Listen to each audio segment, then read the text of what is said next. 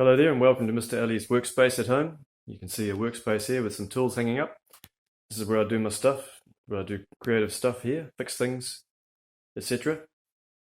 I'm going to show you today how to use a measuring tape, one of the tools that we can use in carpentry. There it is, your trusty measuring tape. This one here has been spray painted a bit, but as you can see it goes up to 8 meters long, and it's got a little hook there to put in your belt. And it's got a sliding lock on the side, so you can lock it when you are doing measurements. For example, if you are extending the measuring tape, I'll just catch it on the end of the vise if I can. Oops, there it is. There we go. And I want to lock it at that distance. I push the locking feature down. There we go. You can see I've locked it. So it is now locked at a certain measurement, which at the moment is about 200 millimeters. All right, so take the lock off, back it comes. There we go. Oh, by the way, this is Jackson, Mick Jackson. He's a pilot.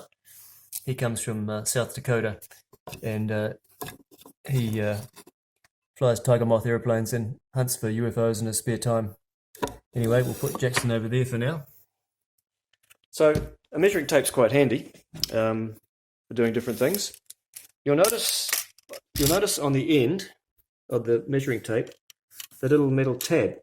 Now the metal tab is loose. It can slide backwards and forwards. That's not broken. It's meant to be like that, and I will show you why that is the case. And the reason actually is because of internal and external measurements. So for example, if I want to measure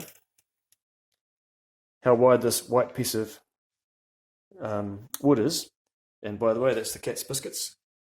Yum, yum, yum. So if I want to measure how wide this wood is, I hook it on the edge. I just have to hold it with my other hand. So hook it on the edge over there, and there's my measurement down there, 290 millimeters. But as you can see here, when I pull it this way, it pulls that tab out, and that gives you the accurate measurement for an external measurement on a piece of wood. All right. Now, if I want, however, to do an internal measurement, if you see over here, if I want to measure from the back of that bench there up against the wall across to the edge of the bench,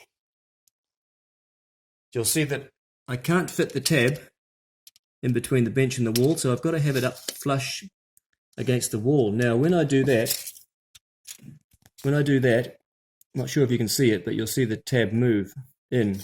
I'll try that again. It's a bit hard to see. You can see the tab moved. So now the tab is hard up against the wall, and I extend the tape measure. There we go.